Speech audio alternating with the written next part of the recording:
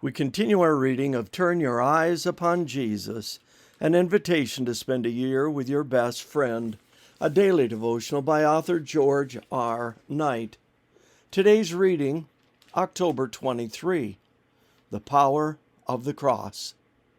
After these things, Joseph of Arimathea, who was a disciple of Jesus, though a secret one, because of his fear of the Jews, asked Pilate to let him take away the body of Jesus.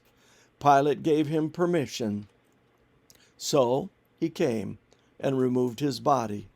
Nicodemus, who had at first come to Jesus by night, also came, bringing a mixture of myrrh and aloes, weighing about 100 pounds. John 19:38 and 39. With Joseph of Arimathea, we have a new player in the gospel story.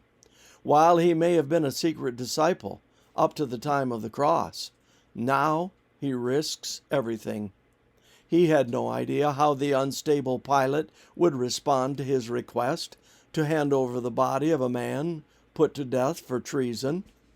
On the other hand, he knew exactly how the Jewish leaders would react. For example, he could be certain that he would lose his standing in the Jewish community and his membership in the powerful Sanhedrin.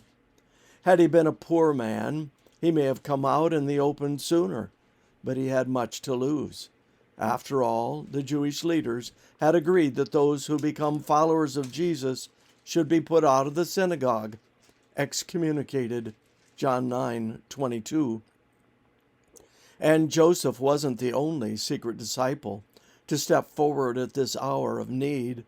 Nicodemus, whom we first met approaching Jesus at night, John 3:1-5, and later as he hesitantly speaks on behalf of Jesus, John 7:50-52, now comes boldly to the front.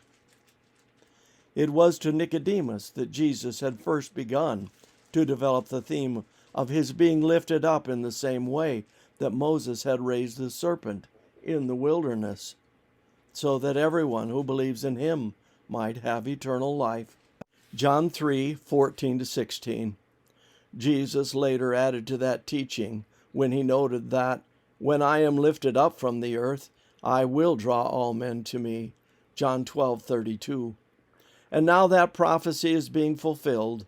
All of the disciples of Jesus, except John, might have been hiding in fear of being identified as followers of Jesus. But the drawing power of the cross has brought these two rich members of the Sanhedrin into the open.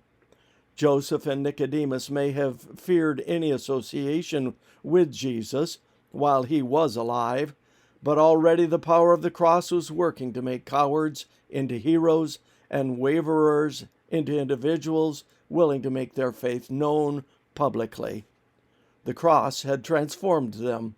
The death of Jesus had done for them what his life had never accomplished. Their hearts broken in love, they were willing to risk everything for the one who had died for them. They had discovered that no person can long remain a secret disciple.